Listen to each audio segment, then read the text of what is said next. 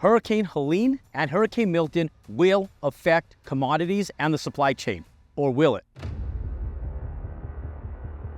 Look, one of the biggest things right now, and anytime you hear about hurricanes and natural disasters, the first thing that we worry about is in development, real estate, and in construction is commodities. When we're building multifamily, we're building residential single-family homes. When you're going out and buying an acquisition for a fix and flip, whatever it is, one of the biggest things that we worry about is commodities because that's the biggest fluctuation of pricing that we see in the market. Now, one of the big things that we look for is how catastrophic was the hurricane. When we look at Hurricane Milton or we look at Hurricane Helene, they were both bad. They were both catastrophic on a micro level in those specific areas. But when we look at the overall nation and what the hurricane has actually produced, I sit back and yes, on social media and all the other social platforms, there will be some commodities that are affected by the hurricane. Most of them, natural energy resources because of what happened with energy when the hurricane came through. Ripped down poles, catastrophically went in and demoed tons of homes, businesses in that micro environment. And when I say micro environment, it's because it's only in several cities and states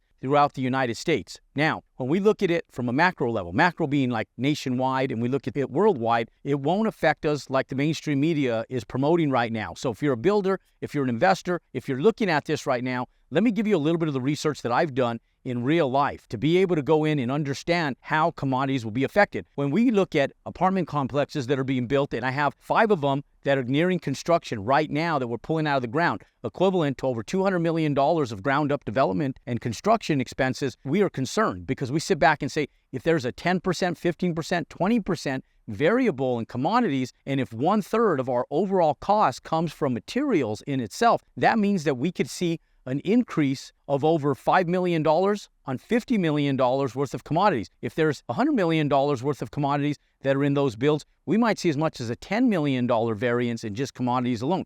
Those numbers affect our overall bottom line and underwriting these type of commodities. When you're looking at it from a single family perspective, we saw over 200% increases in lumber back in 2020. So when we saw that, it was catastrophic to the single family residential sector in the moment. Now, we got lucky with the fact that values went up exponentially, and so the price and inflation of commodities like lumber didn't really affect the return on investment based on where the market was in that given time. Now, because interest rates are high, bond market is thriving, which means that capital and leverage of capital has went down, it does affect us in a different way than it affected us when commodities went up in 2019 and 2020. And here's why. Because if we start seeing exponential values go up, well, we've already seen so much inflation in the market, and then we see additional inflation in the market right now with the compression of values because of cap rates. One of the big things that we sit back and look at is say, how much more can the market take in the current time? And so I started calling my suppliers and I said, okay, how will these hurricanes really affect us?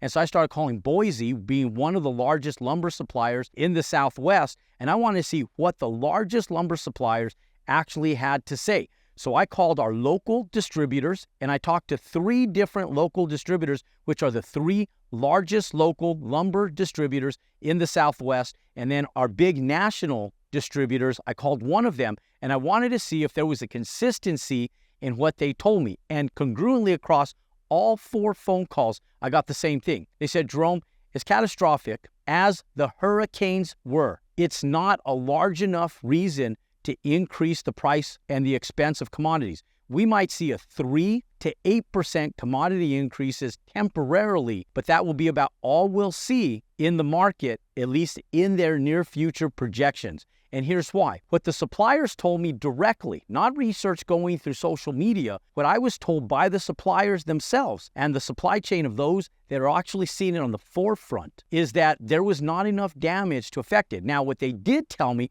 and for you local investors investing in residential single family or small multifamily, pay close attention to this because you don't want to become subject to increased prices based on an excuse that your suppliers are giving you that's related due to the effects of Hurricane Milton and Hurricane Helene. Listen, one of the suppliers really urged this in me immensely, so it allowed me to probe the next 3 phone calls post-conversation to this first supplier. He said, look, Jerome, this is an excuse that local suppliers use to leverage higher prices in lieu of making larger profits from small business owners in the local economy. This isn't nationwide, guys, in your local economy. He said, our variance of cost is very marginal due to the hurricanes. We'll see one, but it'll be small. We buy from train carts all over the nation. Comes in on a crate. Off that boat, it goes on to train carts. Those train carts get distributed all over the nation. We have one of our largest ports is in Long Beach. Second largest is in New York City. The third largest is down south. Now look, when we take a look at the largest ports and where some of these commodities are coming in from, we get a lot of distribution right up from the northern Canadian border, and we bring a lot of the lumber in from there, and then we bring a lot of our own lumber supplies right here in the United States. We have 2 of the largest lumber mills right here in Northern America and Northern USA right now. And so when I talked to them, they said, we can buy lumber carts off these trains at the same price that we were buying them that don't even ship to the East Coast. Now, if you're buying directly from one of the ports that is actually bringing lumber in, that's supplying that area, you can get affected temporarily, but there's not enough downward compression in the commodities world that it's going to affect us, especially not with lumber. So ladies and gentlemen, for those of you guys that are sidelining or increasing your prices based on the assumption that commodities are going to go up in direct effect to the hurricanes, you might want to soften your underwriting just slightly, because the effects from the hurricanes are not going to have a downward press as large as we think they are. And if your local suppliers tell you that they are, you need to go in and shop additional suppliers that tell you the contrary, because we've already done the research for you. And for more content just like this, where you get firsthand knowledge from firsthand research with firsthand information, then click and subscribe to our YouTube channel, pound that thumbs up button, comment below. I want to know what your experience is from your local suppliers, your national suppliers, and what you guys are facing